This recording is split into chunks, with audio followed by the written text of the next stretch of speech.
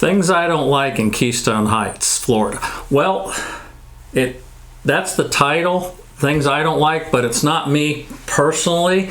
It's about people that I've talked to, and basically what they don't like, they're telling me what they don't like about Keystone Heights, some of the things. Now, keep in mind that this list that I'm going to go over is the things that they said that they don't like, so it's the cons. But because of some of these items, that is actually what a lot of people like about Keystone Heights. So when you see what I go over in this list, I got a list here that I collected from the people I spoke with. Some of the things are going to maybe keep people away that don't want to relocate here because of this, but there's others that might want to because of what I go over in the list. So let's get started. First thing here, nothing to do, no nightlife. Okay. What they're referring to is something like in the bigger cities. Say if you got Gainesville or St. Augustine or Jacksonville, or for that matter if they went down to Orlando. Of course those cities are going to have a lot more of the nightlife. They'll have the clubs, they'll have more of the other restaurants, the bigger chain restaurants and things like that. Keystone Heights is a small rural town, so of course you're not going to have that. But some of the restaurants do have, on the weekends, they'll have live music and bands, and so there is some entertainment. But of course, no, it's not going to be like the bigger cities. Next thing is too many fast food restaurants. Well, it seems like they are adding more and more. You've got, when we're talking about, like, McDonald's has been here a long time, and the Hardee's, then they put in a Wendy's and a Taco Bell, and then a Dunkin' Donuts. But it is true that you're seeing a lot more fast food restaurants being added, but it's because a lot of people want it. I'm telling you, I can drive through and say go to the grocery store like where the McDonald's is, and there's a line all wrapped around the place waiting through the drive-through. The same way with the Dunkin' Donuts. And at any given time, a lot of times at lunch hour or dinner hour, you'll see a lot of lines at these fast food restaurants. So there is definitely a need. These businesses see that, and the people are using those restaurants. That's what they want. But there's also other restaurants that open up that aren't the fast food chains. For instance, lately there was this burger and wing place that opened up here in town, and the place is just jammed. And there's all these good reviews online about, how happy the people are with the food and everything. It's just that they have to wait a little while. Well, because it's popular. But there is that opportunity for other restaurants. And we've had a few others open up also around here. So it's not all fast foods. There's some other very good restaurants too, if you want to sit down. And then there's also a sports bar restaurant here, a barbecue place, Italian place, pizza, and seafood, and so on. So there are other restaurants here, and it's not all fast food restaurants. Next thing some people brought up was the parking in the downtown area. Yeah, that is a little bit limited. There's only so much space you can have for the cars because of all the buildings are right next to each other. This downtown is basically, built back in the 1920s when things were close. The properties are close to each other. So a lot of the parking is street parking, and you're parking down the side of the street. Now for me, I don't really have a problem walking a block or two to get to something. It's just good exercise.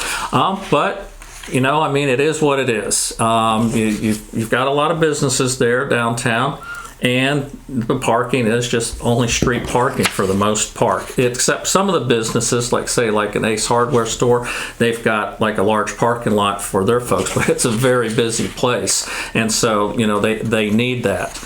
Let's see, the next thing, dirt roads. Okay, that's a complaint here in Clay County in general. There's a lot of dirt roads, okay, and in this Keystone Heights area. And when I'm talking about Keystone Heights, I'm talking about the Keystone Heights area, the whole zip code, and then we go out a little bit into the Bradford County, and then maybe touches base a little bit into Melrose, which is the city just south of us. But it's a very rural area. There are a lot of dirt roads. And dirt roads, as you can see in this little video clip I've got. Dirt roads, when it's dry, they're dusty. And when it rains, then it turns these roads into like mud, and some of them even mud puddles. And what's really bad is on some of the roads, the private ones, you don't know how deep those puddles are. You know, there is somebody that actually does like these muddy roads, and that's this local car wash. And you know what? I'm probably going to be there tomorrow myself. Well, and something else I want to mention about these roads here, you saw that, is that you've got dirt roads that are private roads, and you've got dirt roads that are county maintained. Now, the county maintained, the county comes out and grades the roads, so they are in a lot better shape than these private roads. Although some of these private roads, some of the people do maintain it and take care of it, but in general, they're not in as good a shape, and you tend to have more problems, especially when it's dry. That gets really sandy, and then when it's wet, it's really muddy. You know, I mean, to drive through them, and some of them, it's like it's almost like a little whoop-de-doos to go through, you know, with your car. But that's what it is, and it doesn't look like many of them are going to get paved. And a lot of these dirt roads, they are on dead ends anyhow too. And another thing, when they're on a popular dirt road where there's a lot of traffic, you get this washboard effect with these little ripples, and it just beats up the shocks on your cars and your alignment and everything else. So I understand the complaint with the dirt roads. Now, on the flip side, a lot of people like the dirt roads because they feel like they're out in the country. They love that country atmosphere, the lifestyle of living in the country, and the dirt road, you know, is all part of that. So that could be a positive for some folks. The lake levels is an issue with some folks. That they complain that the lakes around the Keystone Heights area, you know, have gone down so much that they can't enjoy recreational boating. And this is a fact. The levels have gone down at a lot of the lakes. There are a few that have maintained pretty good levels, probably because they do have a spring source feeding it, but a lot of these levels have gone down. In fact, the boat ramps to a couple of the biggest, like the Lake Brooklyn, that boat ramp's closed to launching of boats. Lake Geneva, the boat ramp, okay, it's open, but you really can't get to the large part of the lake, and it has a lot of low levels. Now, there is a project, and it's called the Black Creek Water Project, that is going to be redirecting the resources of the overflow from Black Creek over into the Keystone Heights area. And this should be completed in about 2 years from the date of this video, and I'm filming this here in February 2022. So once they bring in that water that comes in from Black Creek, it's going to start raising up Lake Brooklyn, because that's where it feeds into. Once that raises up, then Lake Geneva will raise up, and the chain of lakes that are within this will all start to see and benefit from this, and their levels should go up too. Back to where, I mean, you know, water skiing was, you know, and just running your motorboat all over the place was commonplace, but right now it's tough. And in fact, here's a little video clip I had when I was actually taking a video of some lakes in the area when I was selling some real estate there, and you can see in this how the water levels are down to where these docks are out of the water, and this is a common scene around this area. Next thing, ATVs. And what they're meaning by that is ATVs riding around in places that maybe on private property they're not supposed to. Now, some of this is a direct result of the low lake levels, that a lot of people go four-wheeling or they ride their ATVs because the water's gone down, so it's kind of muddy or it's dirty or sandy in these areas, and so it's created some more real estate to ride on.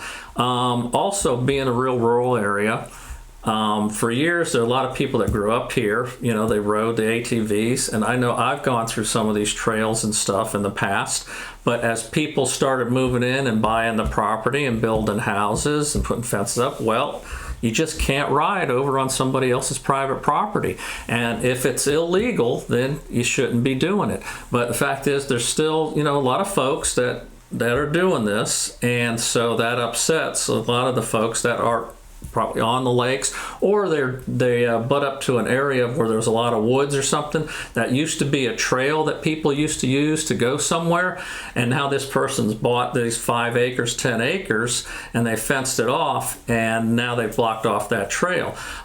So you do hear some complaints about the ATVs from those reasons right there. Next is kind of a newer problem, and I don't remember exactly when they opened up, but it's the RV park, and it's an RV resort park, and it's actually a pretty nice place if you're looking to stay with an RV. However, this was a big issue on whether, it was really divided whether people were for the RV park or against it. Now, the con side to the RV park was that it was going to bring all this influx of people in here, hundreds of people, and then also using the boat ramps, the lakes, and this and that. But on the flip side is the businesses are going to really enjoy having this influx of people. And it's turned out that a lot of these folks have come to this RV park and have made it like a permanent residence. And a lot of people that they've sold their homes and now they're just, living in an RV. And not all of the folks are from out of the area. I know of folks that have relocated to living in an RV that are from this area. So that, that's all part of it. There is a demand for it because as of right now, they expanded it, and I think last we heard, they were something like 95% full. And they do have the facilities. They've got the pool. They've got this large room to hold events in. They've got laundry, showers, nice bathrooms. They have a gym. Everything's really nice and clean. Of course, everything's brand new, but it's here to stay, and it's part of the area now. Next thing, a complaint: no lodging.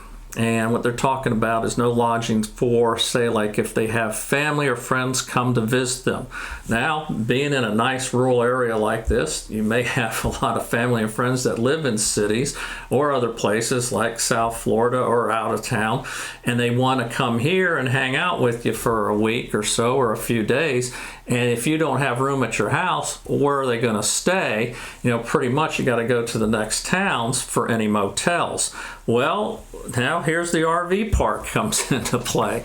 Okay, the RV park actually has a limited amount of lodging, and they have it in the form of these pretty cool, they're like these covered wagon things, but they're like rooms. They have a bathroom in it. They got nice beds. They're insulated. On the inside, it's like, as luxurious as a hotel room, but outside it's a covered wagon. And I'm thinking they're even having plans of building more of these or bringing in more of these covered wagons and then putting them like around like an area where there'd be a campfire and stuff like that, just to create that atmosphere. But these, as available, they are available to rent. There is also another place that has a retreat that also has some lodging also within the Keystone Heights area. But there aren't any hotels or motels, like you say, of chains to speak of, because during the studies, they just didn't show that there was the need for it to withstand it. There are events here from time to time that could bring in more people, and probably at certain times of the year, you would have the need for that, but not enough to sustain it full year. And the last thing here of the common things, and this one here, you hear this from a lot of people. There's no Publix and there's no Walmart. Okay, well, for those of you that are out of Florida or maybe the southeast part of the country, Publix is a supermarket chain, and they've been around a long time, and they got their roots here in Florida, and they pretty much set the bar up for standards of a high quality, grocery store chain. So a lot of people love it. They love the products, the Publix brand products. I actually do also the Greenwise products that Publix has. I really do like that too. So there's a lot there.